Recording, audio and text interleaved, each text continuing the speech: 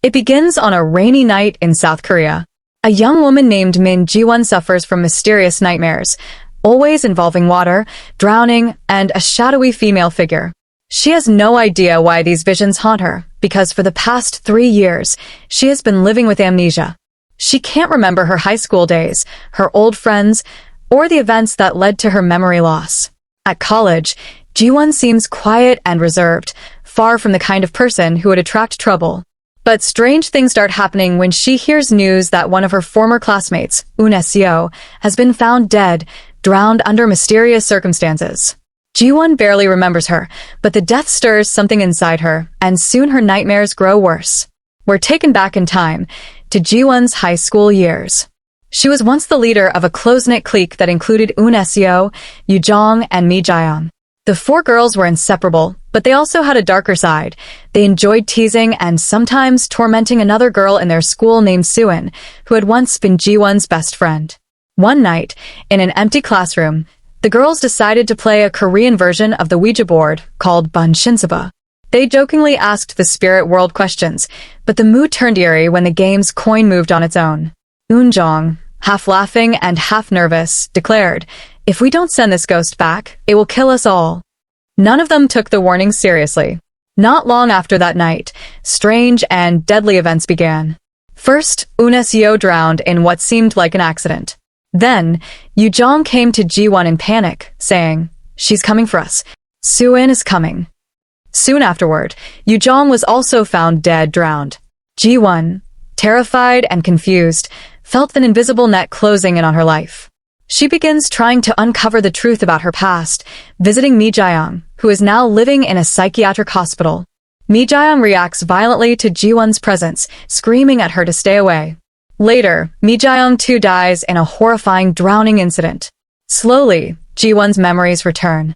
She remembers a day at a forest spring with her clique and Suin. What started as playful teasing turned cruel. Ji-won pushed Suin into the water. The spring was deep, and Ji-won herself couldn't swim. Suin, despite being hurt and humiliated, tried to save Ji-won when she began to drown.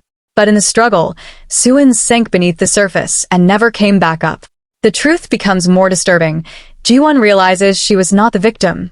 She was the aggressor. She had led the bullying, and Suin had died trying to rescue her.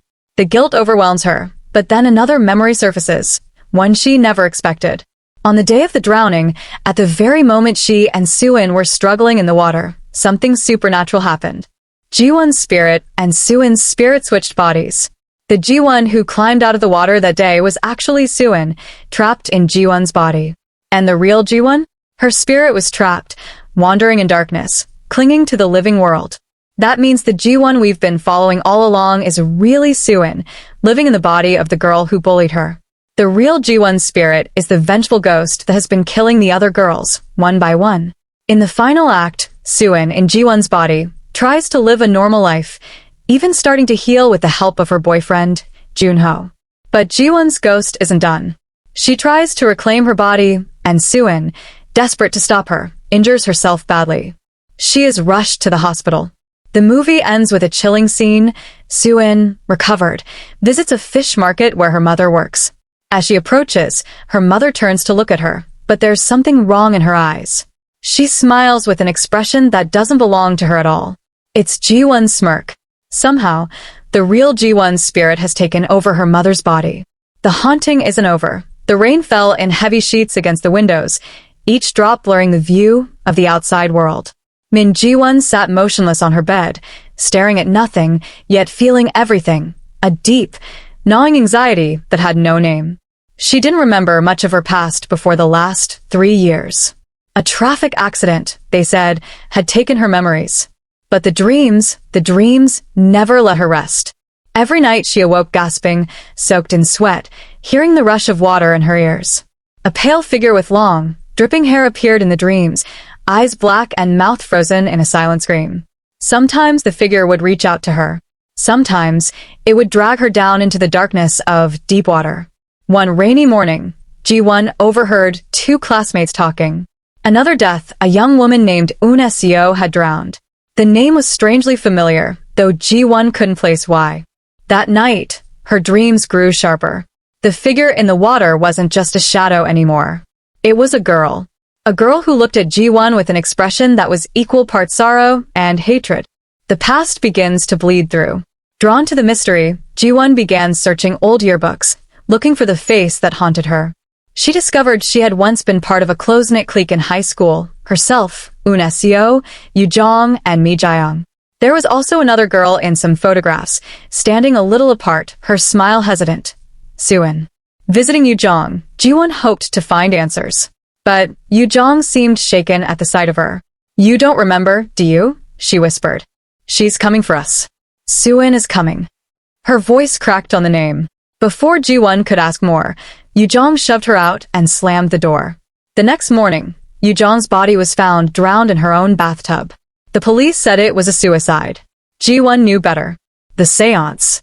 Memories began returning in flashes. The sound of giggling girls, the faint smell of incense. A classroom after hours.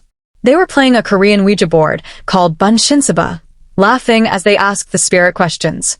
Suin had been with them, nervous but playing along.